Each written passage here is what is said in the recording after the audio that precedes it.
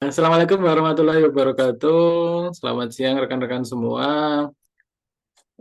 Pada kesempatan kali ini kita akan berbicara tentang harmoni alam dan masyarakat adat. Tentu saja kita bersama narasumber yang sangat kompeten sekali. Kenalan saya sejak sangat lama sekali. Ini suhu saya tentang berpacaran ini dulu itu. Enggak. Tapi teman saya waktu saya kuliah yang mengenalkan saya terhadap herpetofauna. Sebenarnya ada dua ini, Mas Aro sama Mbak Pipin ini berjasa sangat sangat besar sekali, terutama pada hidup saya waktu saya masih kuliah karena dulu kami sama-sama tergabung dalam kelompok pengamat, peneliti, dan pemerhati herpetofauna di Fakultas Kehutanan Universitas Gadjah Mada. Nah, tidak panjang lebar saya kenalkan, di sini sudah ada Mas Fikri Al-Mubarok atau biasa dipanggil Arok, Mas Arok. Beliau sekarang bekerja sebagai PEH itu penyuluh ekosistem hutan ya Mas? Mengendali. Pengendali ekosistem hutan di Balai Besar Konservasi Sumber Daya Alam Papua. Nah, nanti mungkin Mas Arok juga bisa mengenalkan dirinya sekarang kesibukannya seperti apa. Tapi yang saya lihat, yang kemarin juga ketemu secara langsung dengan Mas Saroh masih sangat tekun di bidangnya, terutama di satwa liar. Dan dulu yang sebenarnya yang saya lihat Mas Saroh itu juga suka berfotografi, ya kan Mas Saroh? Nggak tahu kalau sekarang masih diteruskan nggak ilmu-ilmu fotografinya. Dulu Mas Saroh cukup, kayaknya Mas Saroh itu tangannya anu deh, lihai untuk segala macam deh. Pokoknya pegang hal baru gitu pasti bisa menjadikan apa hasil dari hal atau informasi baru itu menjadi sesuatu yang ciamik, itu sesuatu yang menarik untuk kita lihat, untuk kita cermati. Gitu. Nah, pada kesempatan hal ini tadi saya sempat sudah mengutarakan podcast ini episode pertama Mas Haro, kita mencoba merintis tentang bagaimana kita mengulik informasi dari narasumber secara langsung. Nah, kaitannya dengan topik pertama kali ini yaitu cerita dari rimba, harmoni alam dan masyarakat adat. Nah, untuk pertama-tama mungkin Mas Arab bisa cerita dulu sekarang aktivitas seperti apa atau mau lebih apa detail dengan tentang dirinya sekarang itu kami persilahkan. Monggo Mas Arab. Ya, terima kasih Mas Denis Albihad. Ya, kita sudah lama berrekan dari zaman kuliah ya sampai sekarang pun sudah bekerja masing-masing. Alhamdulillah masih sering kontakan dan bertukar pikiran dan informasi. Ya, mungkin untuk teman-teman, saya mungkin perkenalkan diri dulu. Seperti yang sudah disinggung oleh Mas Denis, saya Fikral Mubarok. Mungkin teman-teman di kampus biasa panggil Arok. Saat ini saya bekerja sebagai pengendali ekosistem hutan di Balai Besar Konservasi Sumber Daya Alam Papua. Nah, penempatan saya atau lokus kerjanya itu saya di Seksi Konservasi Wilayah 1 AGAT. Nah, atau SKW 1. Kantor SKW 1 ini wilayah kerjanya salah satunya di Kabupaten Asmat. Sekarang Kabupaten Asmat ini termasuk dalam Provinsi Papua Selatan karena setelah pemekaran. Nah, kegiatan saya atau kegiatan kami di sini memang banyak. Ya, saya pribadi sangat relate dengan apa yang saya pelajari selama saya belajar di Fakultas Kehutanan UGM sampai saat ini. Memang ilmu-ilmu yang saya pelajari di kampus alhamdulillah sangat terpakai karena dulu saya di konservasi sumber daya hutan dan spesialisasinya di satwa liar. Jadi ya sekarang juga di sini di BKSDA eh, yang dilakukan sehari-hari ya mengelola satwa liar, ekosistem, termasuk masyarakatnya. Karena seperti yang teman-teman sudah tahu, mungkin bagi yang familiar dengan dunia konservasi dan satwa liar itu kan komponen pengelolaan satwa liar itu kan ada populasi, ada ekosistem, dan ada sosial. Ya, tiga itu memang yang mempengaruhi terhadap sustainability dari ekosistem dan satwa liar itu sendiri ke depannya. Sehingga unsur sosial ini menjadi unsur kunci Hmm. penentu bagaimana berhasilnya suatu ekosistem dan satwa liar itu bisa berlanjut atau malah justru terkendala dan tidak mendapatkan ruang di muka bumi ini. Sehingga unsur sosial ini menjadi kunci bagi keberlanjutan dua unsur yang lainnya. Nah, jadi kegiatan kami di sini ya banyak lebih fokusnya itu terkait pengelolaan satwa liar. Kita banyak ke pengumpulan database, melakukan survei-survei lapangan, mengumpulkan potensi-potensi keanekaragaman hayati yang ada di hutan-hutan alam di sini, dan juga dilakukan analisis keanekaragaman hayati tinggi dan sebagainya, termasuk melakukan penyuluhan ke masyarakat, pengenalan jenis-jenis tumbuhan satwa liar yang dilindungi, yang langka, yang merupakan simbol adat dan lain sebagainya. Ya mungkin kurang lebih seperti itulah singkatnya. Nanti kita sambil berjalan saja ceritanya. Siap, Silakan. siap. Nah, sebenarnya tadi sudah sempat di mention juga oleh Mas Haro, kata kuncinya yaitu berkaitan dengan sosial ya. Secara pengelolaan satwa liar ada populasi, habitat, sosialnya. Nah, ini jadi hal yang menarik juga berkaitan dengan topik kita hari ini. Bagaimana sih sebenarnya kalau dari pandangan Mas Harop ya?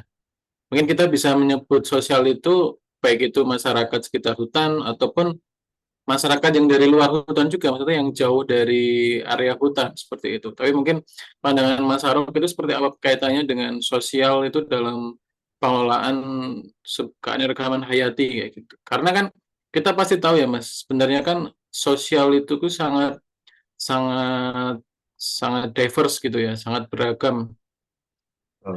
Kalau kayaknya ya, kalau yang saya dengar itu kalau di Papua juga itu apa istilahnya kalau di film di anime itu kan ada klan-klannya gitu kan pasti banyak ya banyak kepala-kepala suku yang sebenarnya itu masing-masing dari kepala suku itu juga punya karakteristik yang berbeda-beda gitu. Nah, itu kan juga akan mempengaruhi bagaimana sih nanti impact atau dampak dari sosial masyarakat itu terhadap pengelolaan kehati gitu. Pandangan masyarakat itu gimana gitu. Ya, betul. Sangat berpengaruh ya. Nah, mungkin saya cerita sedikit yang kalau melihat dari materi yang disiapkan itu kan ada cerita dari lapangan. Hmm. Jadi eh, saya bisa mengatakan bahwa hampir semua masyarakat adat di Papua atau mungkin khususnya di lokasi saya di Kabupaten Asmat itu mungkin mayoritas mayoritas merupakan masyarakat yang menjalani ekonomi subsisten. Nah, apa itu subsisten? Subsisten itu merupakan suatu proses kehidupan yang hanya memenuhi untuk kebutuhan pokok dan sederhana. Bentuknya seperti apa? Yaitu mereka ya seperti halnya kita mungkin zaman dulu gitu kan. Itu mereka di sini melakukan berburu dan meramu sehari-hari seperti itu. Hmm.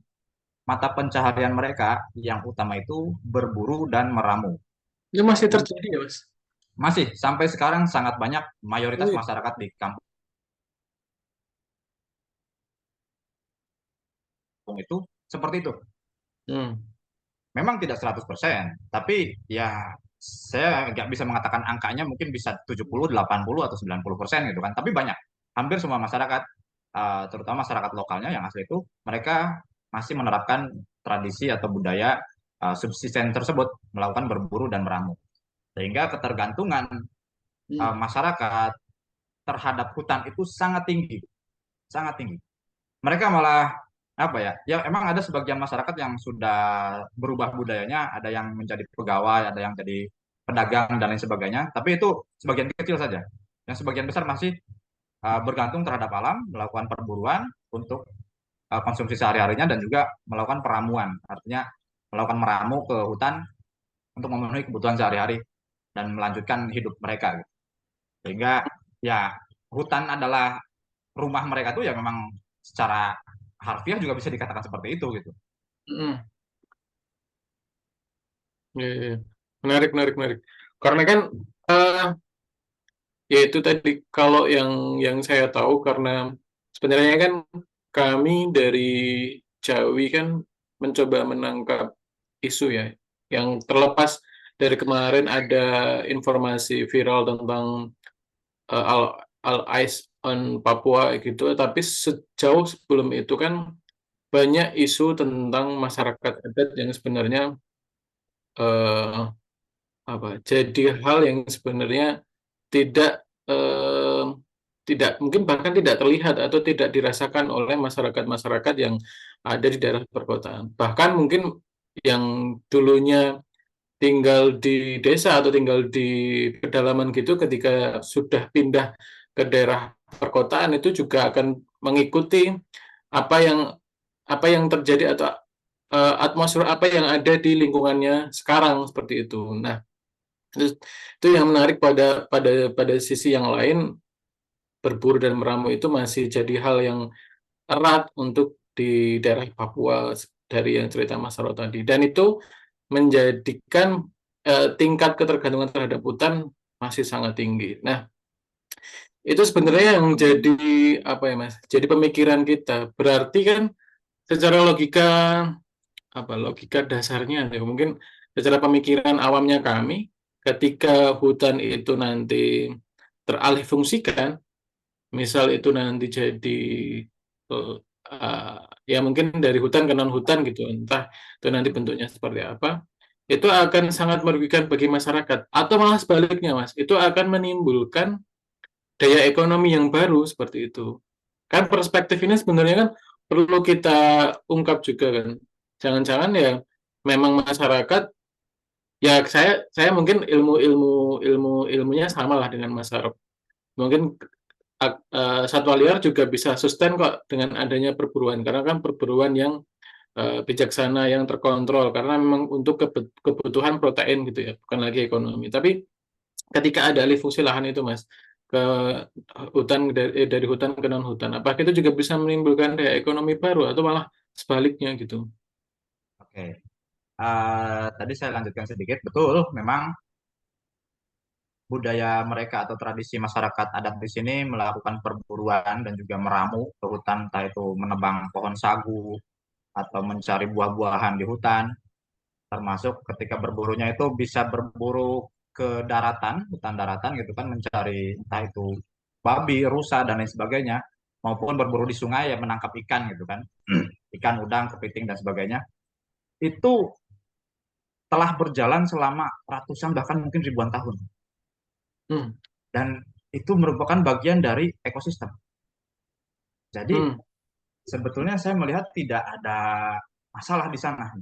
Tidak ada permasalahan karena masyarakat dengan hutan ini memang saling keterkaitan, saling ketergantungan, dan di sisi lain mereka melakukan pemanfaatan atau ekstraksi ekstraksi dari alam itu, laju pemanfaatannya tuh jauh lebih rendah dibanding laju recovery si ekosistem itu sendiri. hmm, Jadi, hutan yang sangat luas, sedangkan masyarakat itu hanya sedikit.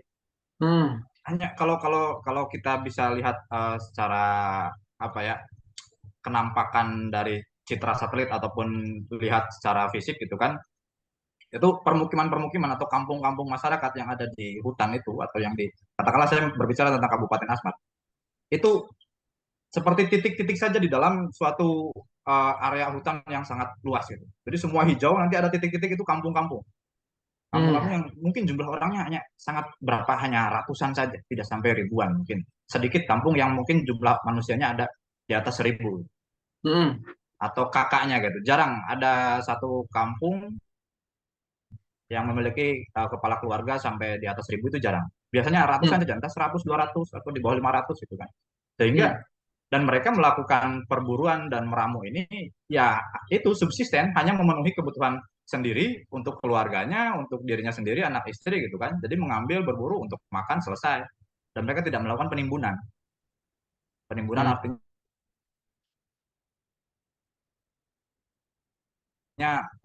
diambil sebanyak. Nah, beda cerita ketika ada pendatang masuk cari sesuatu gitu, yang hmm, dari alam. Contoh, kakak tua, burung kakak tua. masyarakat sebetulnya tidak memanfaatkan itu untuk konsumsi juga tidak terlalu karena mungkin dagingnya tidak enak gitu. Memang secara aturan itu dilindungi kan burung kakak tua jambul kuning ini. Namun ya masyarakat sudah memanfaatkan itu sejak lama dan kalau yang memanfaatkan itu masyarakat itu kan bahkan mereka tidak banyak melakukan perburuan terhadap jenis ini. Tapi ketika ada pendatang masuk, mereka ingin membeli untuk dipelihara. Nah itu sudah lain ceritanya gitu kan. Hmm. Orang yang datang untuk membeli itu jumlahnya bisa Ya. lebih banyak dibanding hanya untuk dikonsumsi gitu. Yang Hmm. dikonsumsi kali kan babi atau mungkin ada salah satu jenis mungkin mambruk. Mambruk itu dikonsumsi juga, tapi ya jumlahnya tidak terlalu banyak. Beda ketika ada orang mau beli. Hmm. Nah, lalu dengan kehadiran perusahaan, nah ini juga dilematis. Hmm. Di sisi lain, oke, Papua ingin katakanlah ekonominya maju, ingin Ya. dilakukan pembangunan di Papua karena selama ini terlalu Java sentris dan lain sebagainya gitu kan. Betul. Sekarang oke lah gitu kan, mana ini nggak ada pembangunan di Papua. Nah, memang mungkin ada beberapa yang masuk, Hmm. salah satunya mungkin ada perusahaan masuk, oke dengan dalih ini untuk meningkatkan perekonomian masyarakat. Namun ketika sesuatu yang baru masuk itu pasti ada menimbulkan gejolak. Itu suatu keniscayaan ketika suatu kondisi masyarakat yang sudah stabil, sudah settle begitu, tiba-tiba ada hal baru masuk, entah itu budaya, entah itu uh, masyarakat, entah itu barang, ketika ada sesuatu yang baru masuk, maka masyarakat ini akan terjadi pergolakan dulu di awalnya ini. Ya, Nah, ya.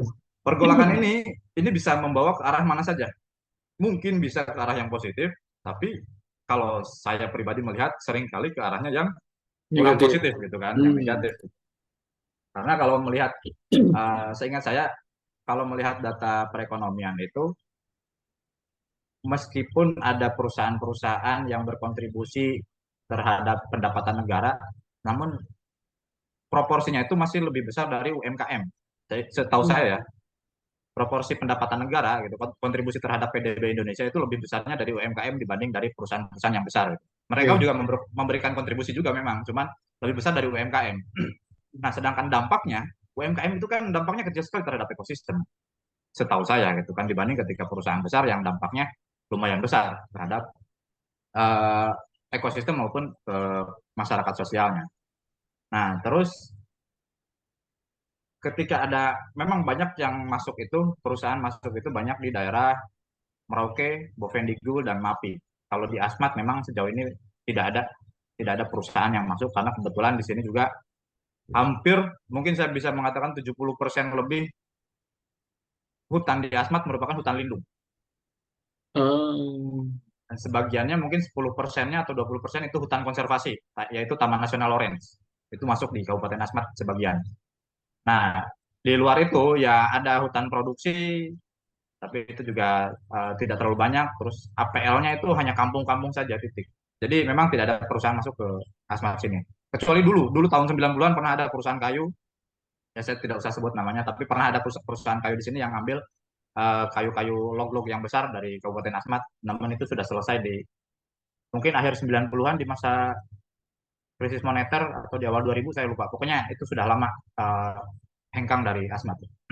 Untuk saat ini tidak ada di Asmat, namun memang sering mendengar cerita di daerah Merauke, Mapi dan Bovendigul di sana sampai saat ini pun ada perusahaan-perusahaan sawit uh, dan lain sebagainya lah di sana.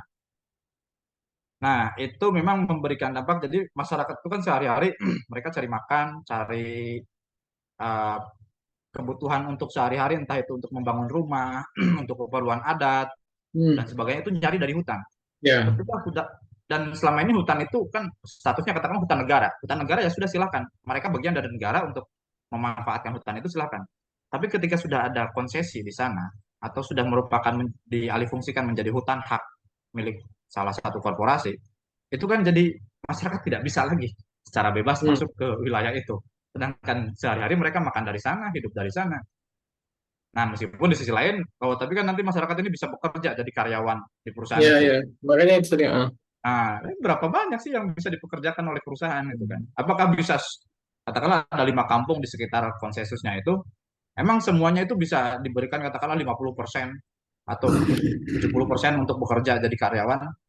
Saya rasa tidak mungkin gitu kan. Paling hanya sebagian kecil saja yang memang bisa jadi karyawan. Jadi ketika ada peningkatan ekonomi pun itu ya malah di salah satu kampung mungkin hanya 10 keluarga yang anggota keluarganya jadi karyawan perusahaan, terus ekonominya meningkat, dan itu malah membuat gap dengan anggota masyarakat yang lain gitu. Ya, Yang lain malah berkurang gitu karena cari makan apa tempat nyari makan berkurang, tapi ada sebagian kecil yang mungkin ekonominya meningkat karena dia jadi karyawan perusahaan. Malah itu memberikan uh, gap sosial yang lebih besar gitu. Kira-kira mungkin seperti itu dulu. ya. Uh, oh Tapi ya, mungkin ini, satu lagi. oh ya, gimana gimana? Hmm? Gimana? Ini, Monggo Mas. saya menganalogikan antara perbedaan masyarakat dan korporasi ketika memanfaatkan sumber daya alam. Ibarat begini, kita itu uh, kita katakanlah digigit nyamuk gitu kan. Hmm. Nyamuk itu kan mengambil sesuatu dari tubuh kita, yaitu darah. Nyamuknya ya nyamuk biasa ya, bukan nyamuk yang berpenyakit gitu kan. Dia ngambil Hmm. darah. Kita terganggu tidak? Terganggu. Terganggu kan? Terganggu dengan nyamuk itu. Tapi apakah fungsi tubuh kita secara keseluruhan itu berkurang? Kan tidak. Ya. Kita tetap bisa berfungsi secara normal, tangan bisa bergerak dan lain sebagainya. Dan darah itu bisa recover lagi meskipun diambil oleh nyamuk gitu kan. Nyamuk ngambil darah kita, tapi kan tubuh kita juga memproduksi darah juga gitu kan. Sehingga Hmm. kerugian yang kita alami dari gigitan nyamuk itu tidak signifikan. Nah, beda halnya dengan katakanlah tangan kita digigit buaya katakanlah. Itu kan ya ini agak gelap sedikit gitu kan. Hmm. Kita kehilangan tangan. Apakah tangan kita bisa tumbuh lagi? Enggak. Kan tidak. Jadi Hmm. fungsi tubuh kita jadi berkurang. Nah, Hmm. itu sama halnya ketika antara masyarakat dengan korporasi dalam memanfaatkan hutan. Ya, Hanya ya. kalau hanya masyarakat itu seperti hutan itu digigit nyamuk lah, tubuh kita digigit nyamuk Hmm. itu nggak signifikan pengaruhnya. Tapi ketika korporasi masuk, ekosistemnya dirusak gitu kan, dialih fungsikan, ya itu sudah tidak bisa recover lagi gitu dalam jangka waktu yang relatif singkat gitu. Mungkin bisa recovernya lama ratusan tahun, Hmm. ribuan tahun gitu. Ya mungkin itu sedikit analogi untuk membedakan antara masyarakat yang memanfaatkan hutan dan korporasi yang memanfaatkan hutan. Ya. Gitu. Tapi ini kan Mas Haro, ada anggapan juga yang mengatakan kalau ya adanya sesuatu yang baru itu kalau kita dalam konteks ini, dalam konteks kawasan hutan berarti entah itu ya tadi intinya dari hutan jadi non hutan itu kan pasti ada membawa perubahan sesuatu yang baru. Nah, itu kan seringkali menuntut masyarakat di sekitar untuk upgrade gitu kan. Maksudnya yang apa yang tadinya nggak bisa katakanlah nggak bisa jadi sopir mobil atau sopir truk jadi belajar untuk apa menjadi sopir truk atau sopir mobil kayak gitu itu kan jadi ada upgrade yang tadinya mungkin tidak bisa baca hitung harus bisa baca hitung kayak gitu. Nah, apakah ada juga dampak yang seperti itu? Artinya kan ya itu kan menjadi sisi yang positif dari adanya sebuah sesuatu yang baru. Tetapi kan tadi yang memang saya soroti itu yang pertama, yang saya soroti kedua, berarti kan dalam kondisi yang sudah terjadi saat ini, itu kan sebenarnya juga menjadi indikator kesejahteraan masyarakat juga kan ya gitu. Betul. Artinya ya masyarakat dengan berburu dan meramu ketika dia mempunyai apa mendapatkan kebutuhan yang cukup, itu juga mereka sudah bisa dikatakan sejahtera kan gitu. Ya, Itu nggak masyarakat. ya. eh, saya pribadi sebetulnya tidak anti dengan pembangunan. Ya. Pembangunan itu ya suatu keniscayaan. Yang namanya peradaban itu ya pasti maju gitu. Dan perubahan atau pembaruan itu suatu keniscayaan yang memang kita harus hadapi.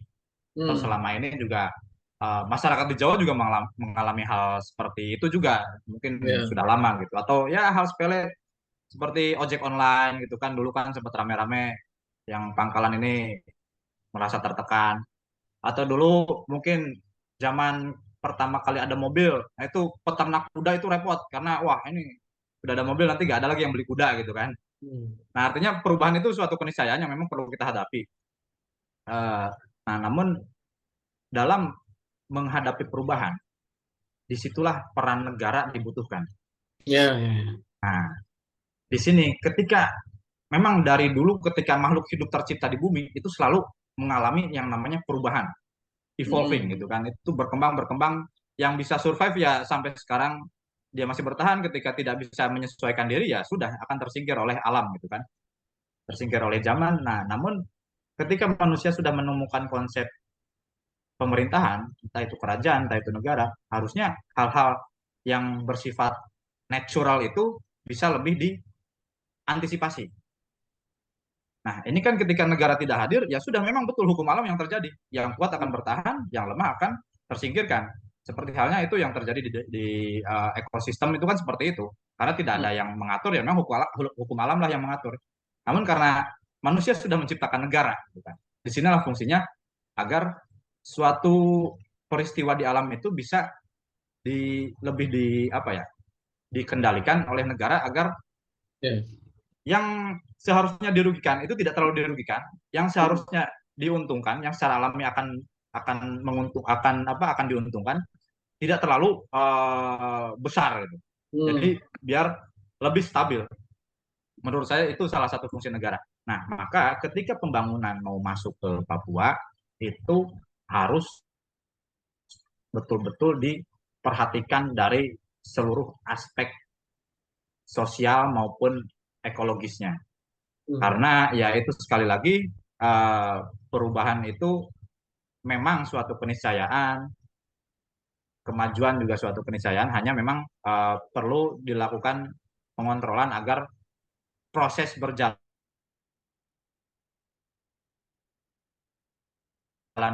uh, perubahan atau perkembangan ini bisa bisa berjalan secara baik lah, tidak menimbulkan banyak korban, tidak merugikan banyak pihak. Nah, nah itu sebetulnya bisa bisa dijalankan, dan mungkin sudah banyak beberapa contoh kalau memang secara aturan itu bisa dipenuhi, dan juga dan masyarakat juga bisa memilih apakah memang mereka ingin ada pembangunan atau tidak ingin ada pembangunan. Kan itu kan ketika ada investasi masuk itu salah satu yang harus dijalani dalam prosesnya itu kan melakukan konsultasi publik, Hmm. konsultasi dengan masyarakat. Bagaimana nih, kita ada perusahaan mau masuk, mau begini-begini, kira-kira masyarakat seperti apa tanggapannya? Mau atau tidak, kalau mau seperti apa kompensasinya dan lain-lain. Itu yang harus dilaksanakan gitu kan. Nah, dan itu juga yang sering menjadi apa ya? Banyak terjadi miskomunikasi atau banyak terjadi hal-hal yang mungkin di luar yang ideal gitu, di luar Ya. kondisi ideal. Entah itu ya ada yang di belakang atau yang hanya sebagian saja. Mungkin kita hanya tanya ke masyarakat A. Masyarakat A sudah dikasih oleh perusahaan, perusahaan apapun lah, suatu kompensasi. Padahal ternyata di sana tuh hutan itu bukan hanya milik masyarakat A, tapi Hmm. masyarakat B juga di sana memiliki hutannya, gitu kan. Ada hutan adat milik masyarakat B, namun masyarakat B ini yang mungkin belum belum dilakukan konsultasi dengan perusahaan, sehingga inilah yang salah satu pihak yang mungkin merasa dirugikan. Nah, terus terkait perkembangan, ya memang ada beberapa. Contoh saya melihat salah satu perusahaan di Timika mungkin ya yang cukup besar itu memberikan banyak dampak terhadap masyarakat. Ya, salah satunya juga dalam kemajuan ekonomi, kemajuan skill dan sebagainya. Eh, Selama itu bisa berjalan dengan baik, dilakukan dengan eh, persetujuan semua pihak gitu kan, tidak ada yang dirugikan, itu sih tidak masalah, bisa bisa Hmm. berjalan dengan ya dengan lancar lah. Hmm. Ya, begitu mungkin. Ya, ya, ya. Menarik, menarik Mas Haruk. Tadi juga Mas Haruk juga menerangkan tentang porsi pemerintah. Nah, sebenarnya yang jadi pertanyaan saya berikutnya, ketika memang pemerintah, ya bukan memang sih, tapi eh, kewajiban atau ya kewajiban sebagai pemerintah itu ada atau hadir dalam suatu masyarakat. Kalau dari PPKSDA Papua, Mas Haruk, ya mungkin sekarang yang apa lembaga atau yang menjadi naungan dari Mas Haruk.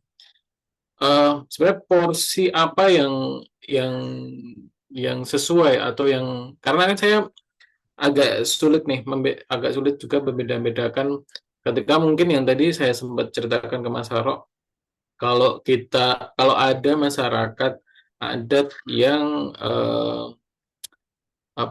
untuk memastikan bahwa tanah-tanah adat itu diakui dan didaftarkan sesuai dengan peraturan yang berlaku, mungkin itu nanti lebih ke Kementerian Agraria dan Tata Ruang gitu. Kemudian apakah kalau untuk yang kawasan hutan itu harus ke KLHK atau seperti apa gitu. Nah, sebenarnya porsinya itu seperti apa Mas kalau dari BPKSDA Papua sendiri? Ya, kalau dari kami kebetulan memang ya saya mencoba menyampaikan sesuai kapasitas saya saja ya.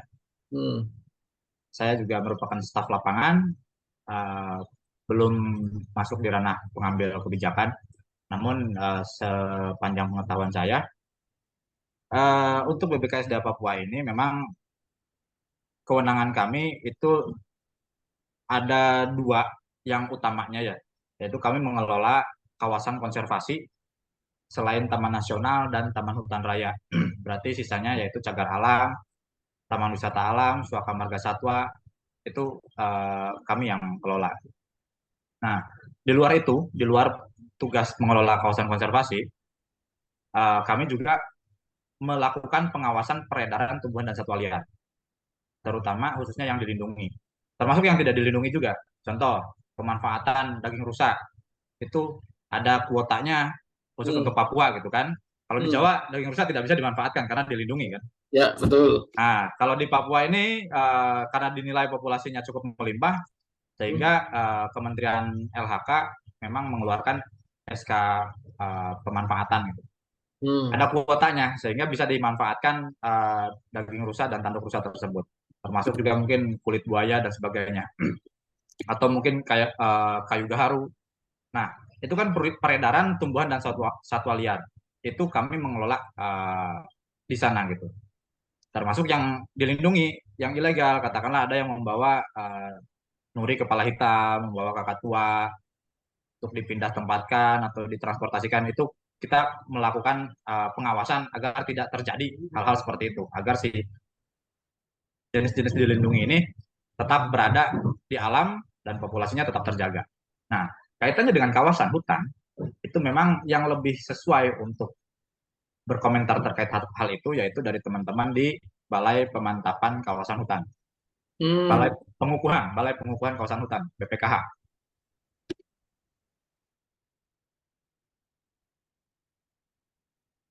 Nah, mereka lah yang lebih berkapasitas untuk, oh ini hutan produksi, oh ini hutan lindung, ini hutan konservasi, oh ini area penggunaan lain atau APL. Nah, itu biasanya perusahaan-perusahaan yang kaitannya dengan konsesi lahan itu biasa berinteraksinya dengan teman-teman di BPKH.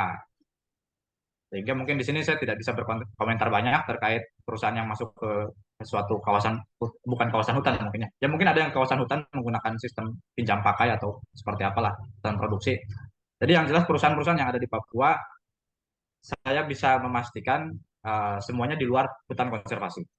Ya. Tidak ada yang dalam hutan konservasi, bahkan tidak ada yang dalam hutan lindung. Jadi Hmm.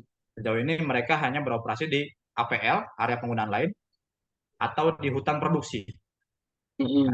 Jadi secara secara kawasan hutan sebetulnya ya sepengetahuan saya itu sudah sesuai.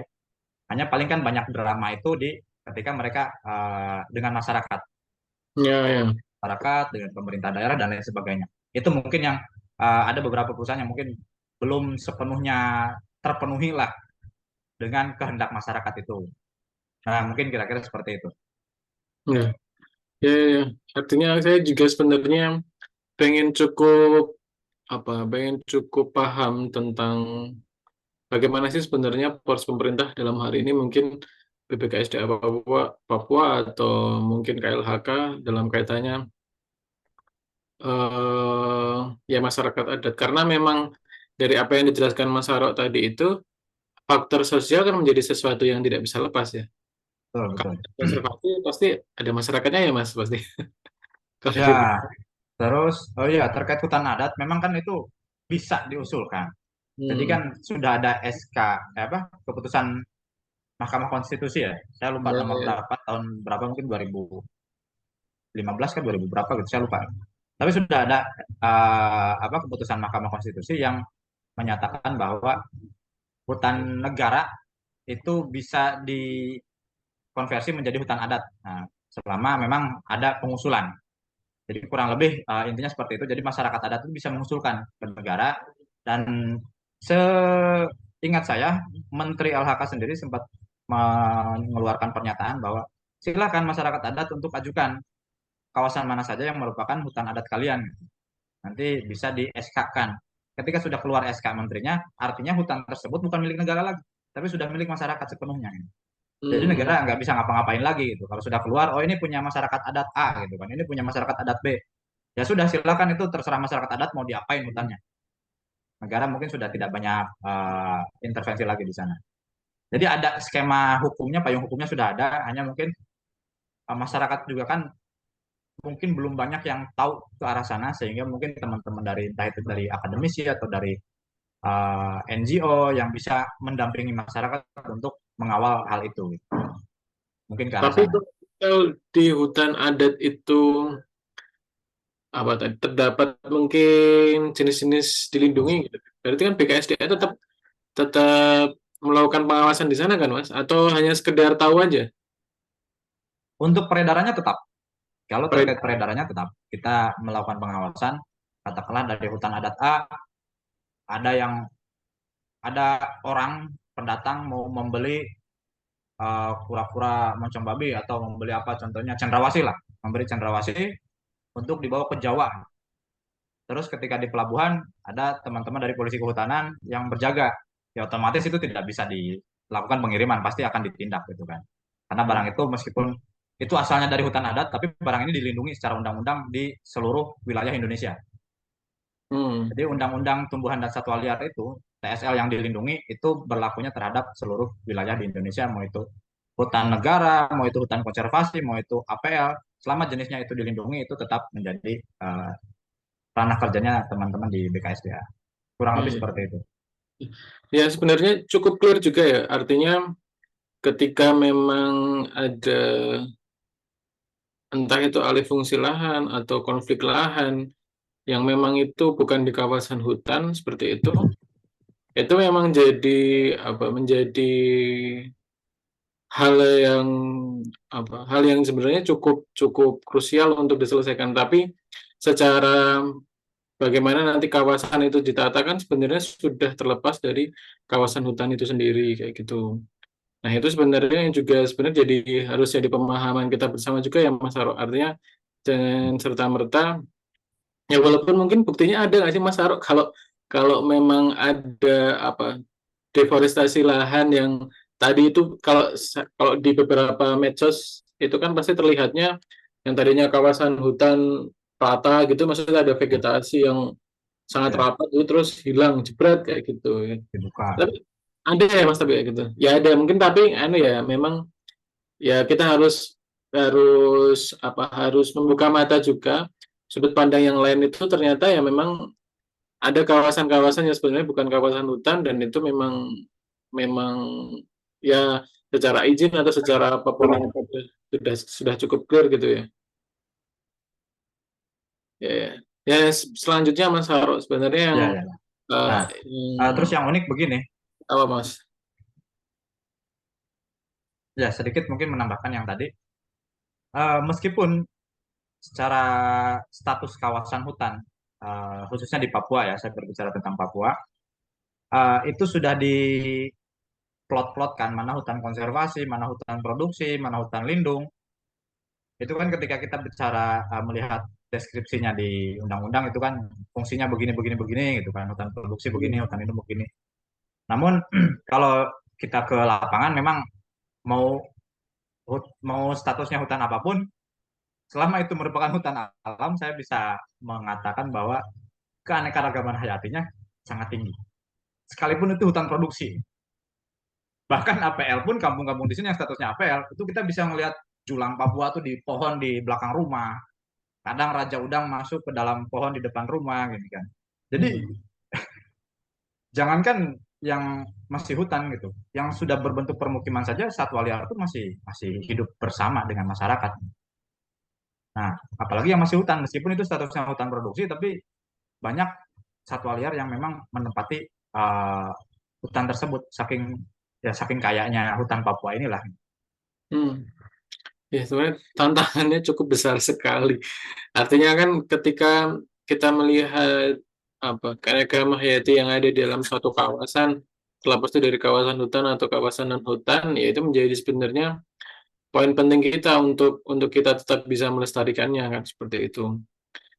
Nah, tapi kan ya faktanya mungkin memang kepentingan sosial atau kepentingan manusia mungkin menjadi lebih tinggi daripada kepentingan yang lain gitu. Nah, eh yang selanjutnya Mas Haro gitu. Tadi kita sudah berbicara tentang apa namanya eh, budaya dari masyarakat adat seperti itu. Kemudian baik itu selanjutnya tantangan tentang alih fungsi lahan atau yang lainnya seperti itu. Karena saya sih mikirnya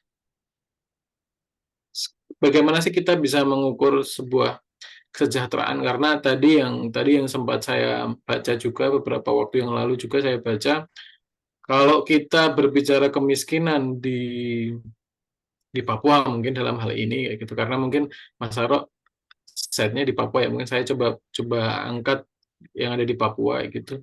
Ketika kita menggunakan standar kemiskinan yang sudah ada gitu, ya jelas uh, daya beli atau faktor ekonomi yang ada di Papua mungkin bisa dikatakan mayoritas miskin karena daya beli per hari 30.000 itu ya kadang jadi hal yang susah juga seperti itu kan diukur di Papua gitu karena mungkin masih ada yang sistemnya menggunakan bahan-bahan alam seperti itu yang mereka tukar dengan apa bahan yang lain seperti itu kebutuhan yang lain seperti itu. Nah, kalau Mas Arok melihat sendiri kayak gitu, yang ada sekarang mungkin yang pertama Mas Arok lihat kayak gitu.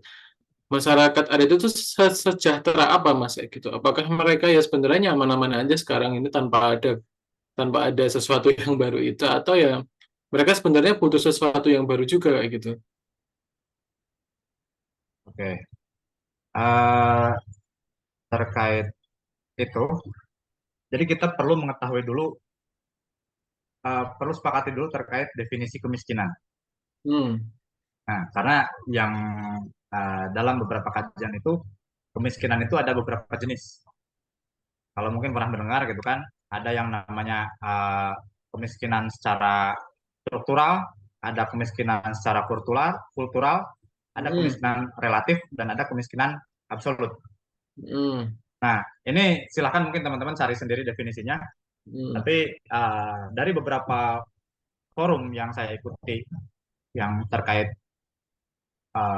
pengelolaan kebijakan di Papua itu, memang masyarakat Papua ini secara relatif atau secara kultural mungkin bisa dikatakan miskin, namun tidak secara absolut.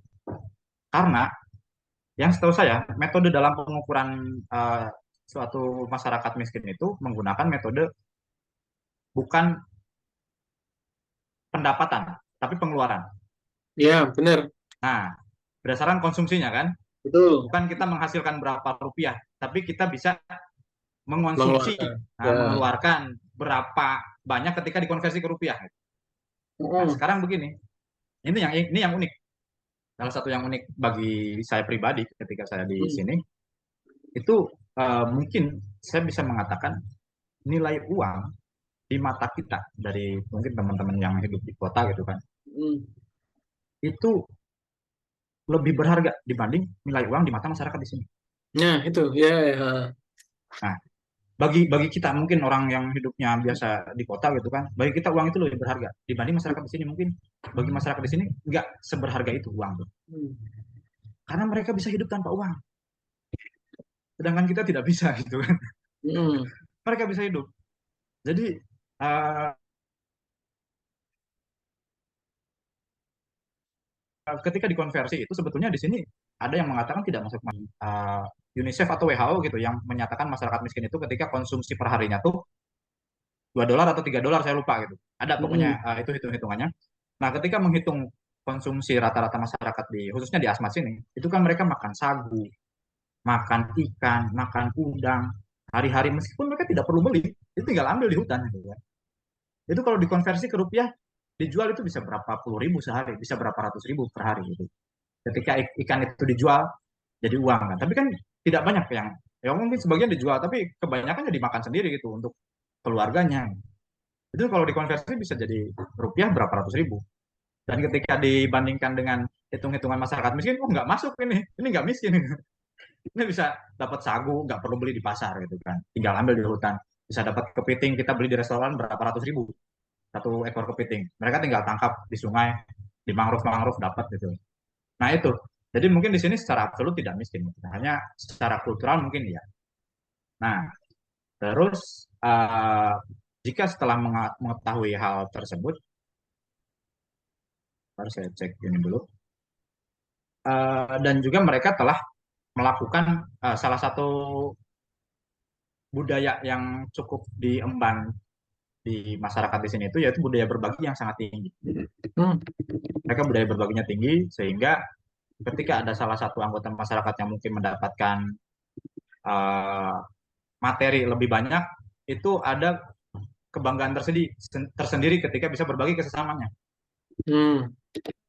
Katakanlah ada, ya saya sebut saja mungkin pengalaman pribadi saja ya. Ada masyarakat di salah satu kampung itu dia mencari kayu gaharu, kebetulan dapat yang kualitasnya bagus, yang kualitas Hmm. super, itu dijual ke pedagang, itu bisa dapat sekitar mungkin kurang lebih 100 juta. Hmm. Dengan ya mungkin hanya berat 1 atau 2 kilogram saja gitu kan.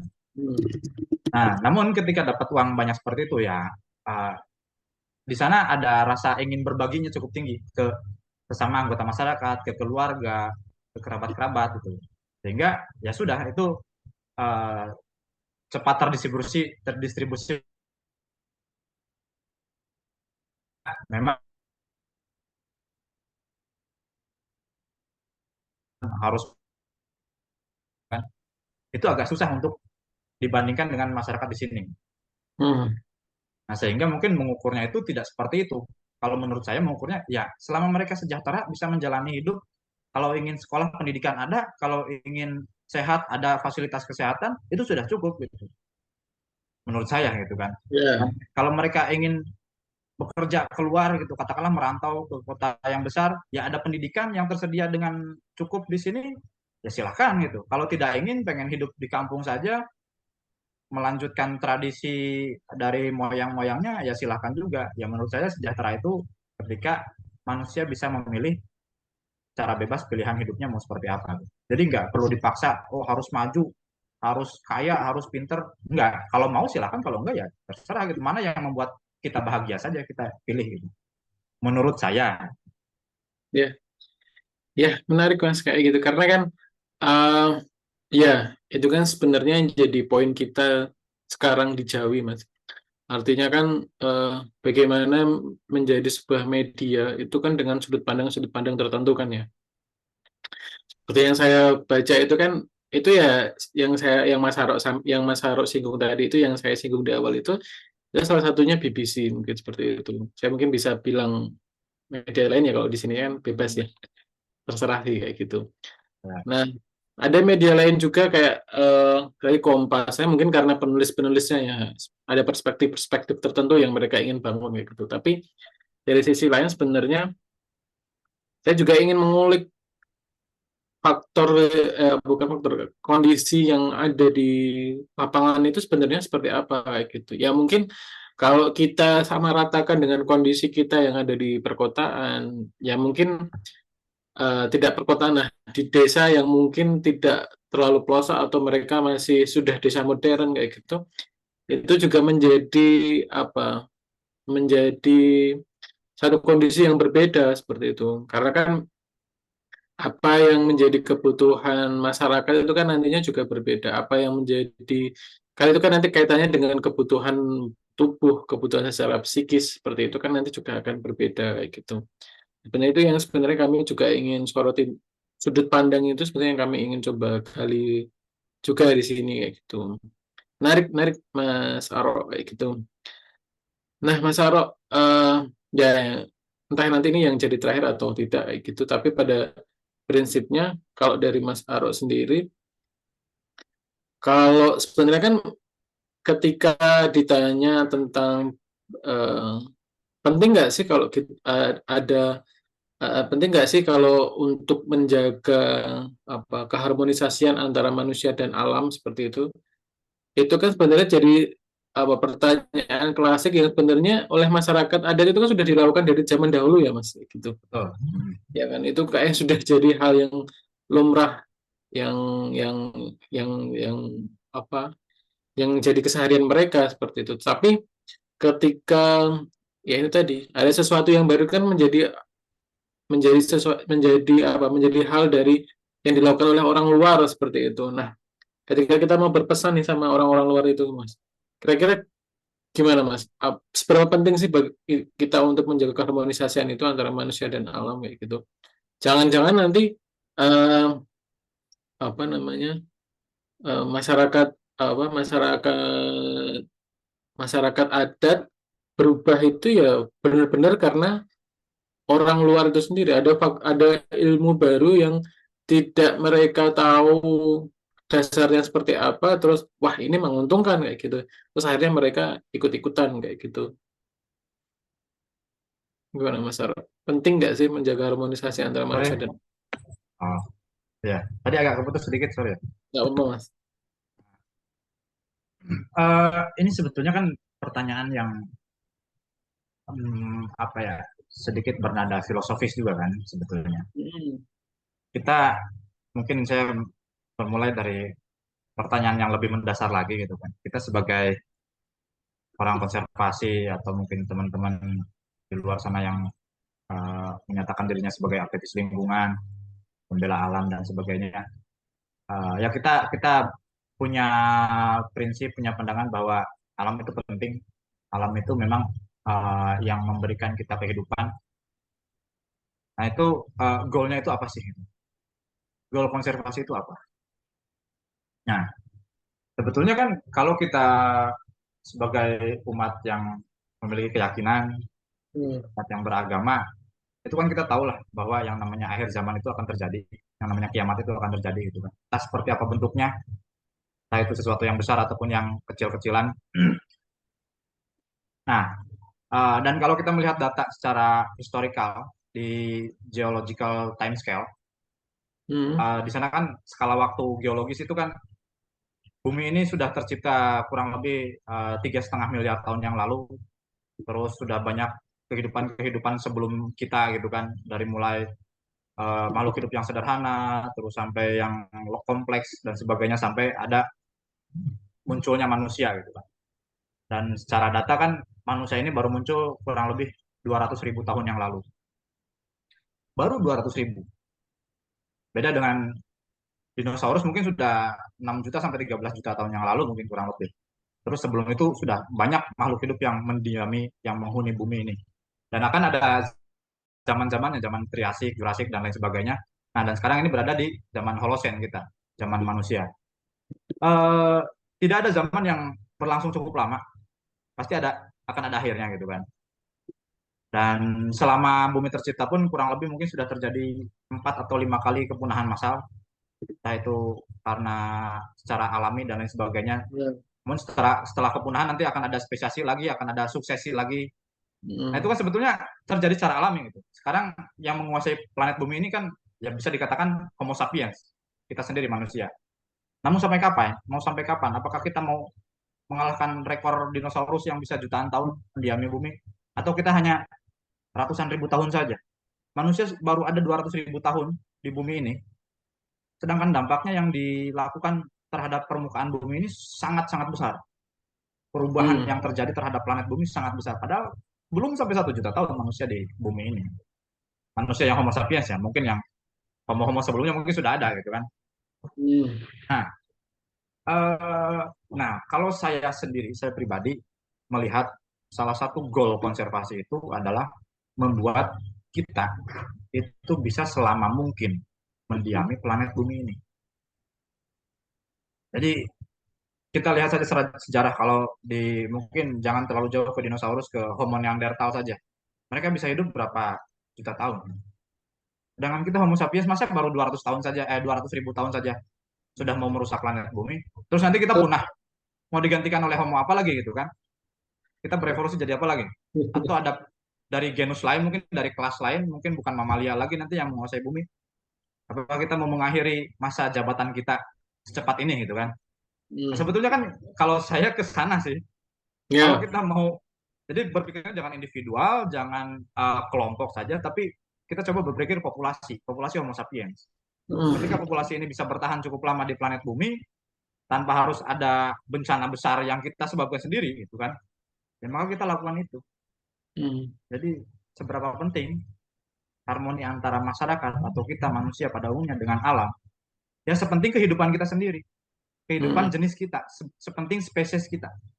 Ketika kita merasa spesies kita ini penting untuk tetap berada di planet bumi, ya maka sepenting itulah posisi keberadaan alam untuk menunjang kehidupan Homo sapiens. Kalau kita Hmm. sudah menganggap spesies kita ini nggak penting kok, nggak masalah spesies Homo sapiens punah gitu kan, ya sudah silahkan saja gitu kan, rusaklah alam gitu. Nanti ketika alam sudah rusak, carrying capacity bumi sudah terlampaui oleh jumlah populasi manusia yang terlalu banyak, maka nanti akan terjadi katastrofi, kolaps, Homo sapiens punah gitu kan, akan digantikan oleh jenis lain nanti, akan terjadi suksesi baru lagi ya. Bumi akan tetap berjalan meskipun mungkin manusia sudah tidak ada. Jadi sepenting itu. Ya, ya. Memelihara Menarik. manusia, memelihara hubungan manusia dengan alam itu sepenting kita memelihara spesies kita sendiri. Kurang lebih seperti itu. Ya, ya. Karena aku lupa kemarin nonton film apa. Cuman pada prinsipnya juga berpikiran seperti itu. Apakah manusia sekarang itu hanya berpikir untuk kesejahteraan dirinya di masa yang saat ini ya kayak gitu. Karena kan itu tadi apakah kita akan menuju kepunahan yang berikutnya? Ya, bisa Ataukah ya jadi. memang aneh tidak bisa diungkiri kita menuju ke sana ya, tapi kan bagaimana kita bisa lebih melambatkan waktu sedikit lah untuk Ya, ke sana seperti itu. Tapi ya itu pemikiran yang bijaksana menurut saya Mas karena apa kata kunci dari konservasi bagaimana kita melindungi alam adalah bagaimana kita juga bisa bijaksana terhadap alam kayak gitu.